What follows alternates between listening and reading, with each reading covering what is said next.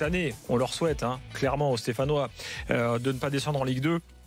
Et pourtant, Saint-Etienne est déjà descendu en Ligue 2. Rappelez-vous, c'était en 2000 année. Mais alors, ils ont accumulé les galères, les Stéphanois. C'est parti. Rappelez-vous, à l'époque, Saint-Etienne est porté par le tandem Alex-Alozio. Ça rigolait pas quand même, Alex Alozio. En 2000, il termine 6e, Saint-Etienne. Et pour mettre un maximum de chances de leur côté, la direction se dit, bon, l'Intertoto, on la fait pas. Ils refusent l'Intertoto, Saint-Etienne à l'époque, pour faire une saison 2000-2001 de folie. Il débute le championnat parfaitement bien. L'OM se fait humilier à Saint-Etienne 3-0 pour la deuxième journée. Bordeaux tombe à son tour lors de la 4e, 26 août 2000. La saison des Verts est bouleversée. La SSE se rend à Auxerre pour prendre la tête du classement à l'époque. La tête du classement en cas de victoire.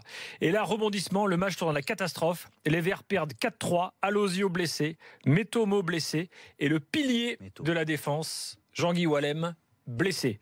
Alors, autant te dire que c'est la cata. La suite, descente aux enfers, comme dirait Jérémy Janot. On n'est pas là pour être ici.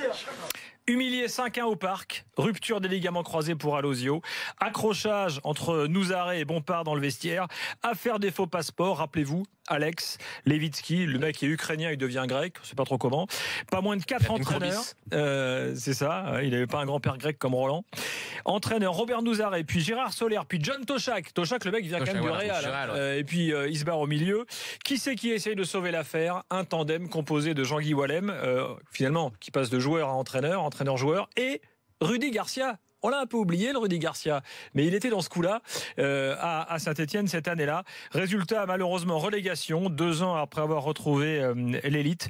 Saint-Etienne, donc, qui luttait en début de championnat pour les premières places, se retrouve en D2.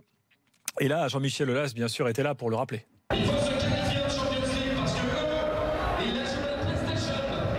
Voilà, vous vous souvenez de celle-là, la PlayStation? Sacré Jean-Michel.